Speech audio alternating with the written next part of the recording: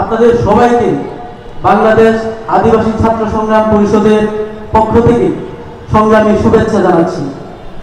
আমরা আদিবাসীরা কেউই ভালো নেই। রাষ্ট্রের চাপিয়ে দেওয়া শিকড় বাঁধা জীবন, রাষ্ট্রের পৃষ্ঠপোষকতা, সেটেলারদের অনিয়ন্ত্রিত পুনর্বাসন এবং তাদের দ্বারা আদিবাসীদের নারীদের ধর্ষণ, সাংস্কৃতিক, রাজনৈতিক, অর্থনৈতিক আগ্রাসনের খড়গগ্রস্তে বিশ্ব হতে হতে আমাদের আদিবাসীদের জীবন আজ অমানিসার অন্ধকারে ছেয়ে গেছে। আপনারা জানেন, বাংলাদেশে 54টিরও বেশি আদিবাসী জাতিসমূহের বসবাস রয়েছে। তাদের প্রত্যেকের ইতিহাস শত শত বছরের ও দীর্ঘ সংগ্রামী। চেঙ্গি, মাইনি, কাঁচালং, শঙ্খ নদীর জল যতই গড়িয়েছে এবং মধুপুরের শালবনের বাতাস যতই বহমান হয়েছে, ততই আদিবাসীদের ভাগ্যের চাকা মুক্তির পরিবর্তে পরাধীনতার দিকে ধাবিত হয়েছে। মুক্তির পরিবর্তে পরাধীনতার দিকে ধাবিত করেছে এই রাষ্ট্রযন্ত্র। আপনারা সকলেই জানেন, সামনে আমাদের ত্রয়োদশ সংসদ নির্বাচন আসতে চলেছে। রাষ্ট্রযন্ত্র নামক লাগামহীন ঘোড়ার পিঠে চড়ার জন্য রাজনীতির মাঠে নতুন মেরুকরণ চলছে। ফ্যাসিস্ট সরকারের পতনের পর অন্তর্বর্তীকালীন সরকার গঠিত হলো।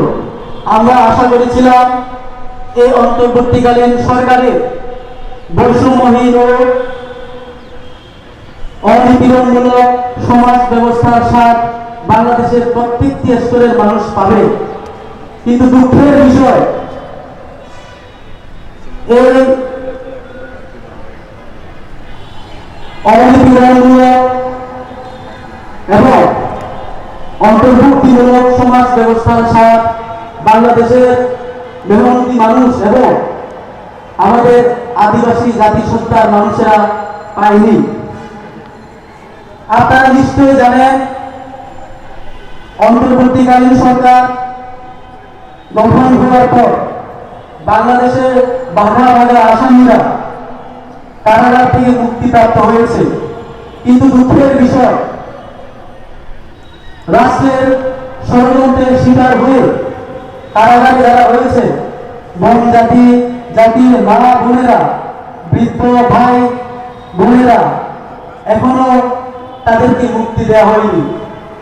তারা এই রাষ্ট্রযন্ত্রের শিকার। এবং এর আগে শুধু বন নয়, আদিবাসীরা বিভিন্ন ধাপে ধাপে এই রাষ্ট্রযন্ত্রের ষড়যন্ত্রের শিকার হয়ে নিপীড়নের অগ্নিশিখায় জ্বলেছে। সংগ্রামী বন্ধুগণ, অন্তর্বর্তীকালীন সরকারের পক্ষ থেকে রাখাইনে মানবিক সহযোগিতা পাঠাতে মানবিক করিডোর প্রতিষ্ঠা এবং রোহিঙ্গাদেরকে মায়ানমারে পাঠানোর জন্য তোড়জোড় শুরু করেছে। কিন্তু দুঃখের বিষয়, নিজ দেশ থেকে দেশান্তরিত হয়ে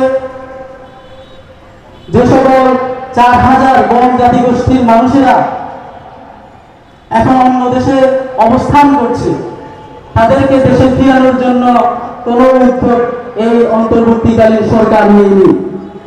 আমরা এই সমাবেশ থেকে সরকারের এই বিচারিতা এবং বিমাতাসুলভ আচরণকে ধিক্কার জানাচ্ছি। আপনারা জানেন, বাংলাদেশের আদিবাসীদের সাংবিধানিক অধিকার আজ অধরা রয়ে গেছে। সেই 1972 সালে বাংলাদেশ অভ্যুদয়ের পর থেকে সংবিধানে আদিবাসীদের পরিচয়কে মুছে ফেলে দেওয়া হয়েছে এবং তারই পরিবর্তে যুগ্ম জনগণের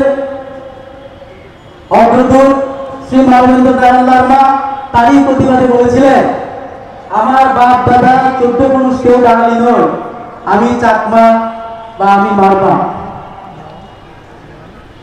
সংগ্রামী বন্ধুগণ, আমাদেরকে আজও আদিবাসী হিসেবে স্বীকার করছে না এই রাষ্ট্রযন্ত্র। আপনারা নিশ্চয়ই জানেন পার্বত্য চট্টগ্রামের সমস্যাকে রাজনৈতিক সমাধানের লক্ষ্যে 1997 সালের 2রা ডিসেম্বর পার্বত্য চট্টগ্রাম চুক্তি স্বাক্ষরিত হয়েছিল। কিন্তু দুঃখের বিষয়, পার্বত্য চুক্তি 27টি বসন্ত পেরিয়ে গেলেও পার্বত্য চট্টগ্রাম চুক্তির ধারার 27টি মৌলিক ধারাও এখনো বাস্তবায়ন হয়নি। এই যে দুই দশকেরও বেশি রক্তবহী সংগ্রামের মধ্য দিয়ে এই পার্বত্য চট্টগ্রাম চুক্তি স্বাক্ষরিত হয়েছিল, আমরা সেই ইতিহাস ভুলি নাই। আমরা আদিবাসী তরুণ সমাজ এই রাষ্ট্রযন্ত্রকে বলে দিতে চাই, আমাদের সাংবিধানিক অধিকার প্রতিষ্ঠা এবং আত্মনিয়ন্ত্রণাধিকার প্রতিষ্ঠার জন্য ও পার্বত্য চট্টগ্রাম চুক্তিকে যথাযথ পূর্ণাঙ্গ বাস্তবায়নের জন্য আমরা এই আদিবাসী তরুণ সমাজ যে কোনো পরিস্থিতির মোকাবেলা করার জন্য প্রস্তুত আছি। আপনারা সকলে জানেন, এই সরকার গঠন হওয়ার পর রাঙামাটিতে শুধুমাত্র পার্বত্য চট্টগ্রাম চুক্তি বাস্তবায়ন পরিবীক্ষণ কমিটির একটি মিটিং বাদে এই বিষয়ে কোনো অগ্রগতি আমরা এখন দেখতে পাইনি। বাংলাদেশ স্বাধীন হওয়ার পর থেকে সেখানে রাষ্ট্রীয় সেনাবাহিনীর দ্বারা অসংখ্য নারী নির্যাতনের শিকার হয়েছে। আপনারা সকলে জানেন, কল্পনা চাকমাকে 1996 সালে 12 জুন অপহরণ করা হয়েছিল।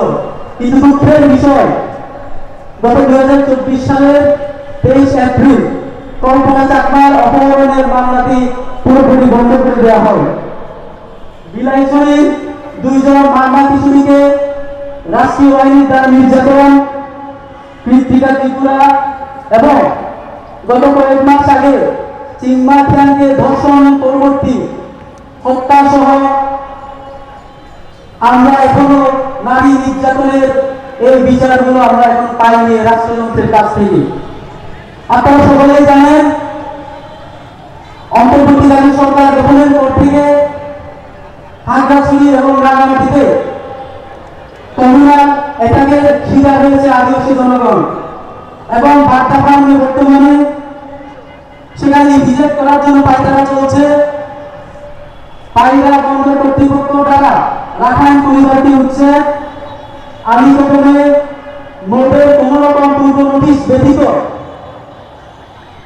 বন বিভাগের কর্তৃক আমি প্রথমে মোটের কলা গাছ কেটে দেওয়া, সিলেটের খাসিয়া পঞ্জিতে পান গাছ কেটে দেওয়া, এই ধরনের নির্যাতনের ঘটনার বিচার আমরা এখনো পাইনি। রাষ্ট্র আমাদের আদিবাসীদেরকে অস্বীকার করে। কার্তবই ইতিহাস, আদিবাসীদের সঠিক ইতিহাসকে তুলে ধরা, পাহাড়ে অসহায়ত্বের সুযোগ দিয়ে শিক্ষা ও স্বাস্থ্যখাতের নামে ধর্মান্তরিতকরণ প্রক্রিয়া সামাজিক, অর্থনৈতিক ও রাজনৈতিকভাবে এই আমাদের আদিবাসী জনগোষ্ঠীকে পঙ্গু করেছে। আমরা এখান থেকে একটি প্রশ্ন রাখতে চাই এই রাষ্ট্রযন্ত্রের কাছে, এই সরকার এই রাষ্ট্রকে আদিবাসী সমাজকে গ্রহণ করতে প্রস্তুত কিনা। সংগ্রামী বন্ধুগণ, আমাদের দেওয়ালে ঠেকে গিয়েছে, পিছনে যাওয়ার আমাদের কোনো রাস্তা নেই। তো আমি ঘোষ কণ্ঠে বলতে চাই, আমাদের আদিবাসীদের আন্দোলনকে সামনে এগিয়ে নিয়ে যাওয়ার জন্য সামনে যত রকম বাধা আসবে আমরা তা শক্ত হস্তে প্রতিরোধ করব। এবং শেষে একটি কথা বলে শেষ করব, আমরা যখন স্কুলে ছিলাম, যখন থেকে গাইতে শিখেছি যে আমার সোনার বাংলা আমি তোমায় ভালোবাসি, তখন থেকে এখনো পর্যন্ত বাংলাদেশের প্রতি ভালোবাসা আমাদের এক বিন্দু কমেনি। কিন্তু সেই অজস্র ভালোবাসার বিপরীতে এই রাষ্ট্রযন্ত্রের কাছ থেকে আমরা পেয়েছি শুধু হতাশা, নির্যাতন, নিপীড়ন।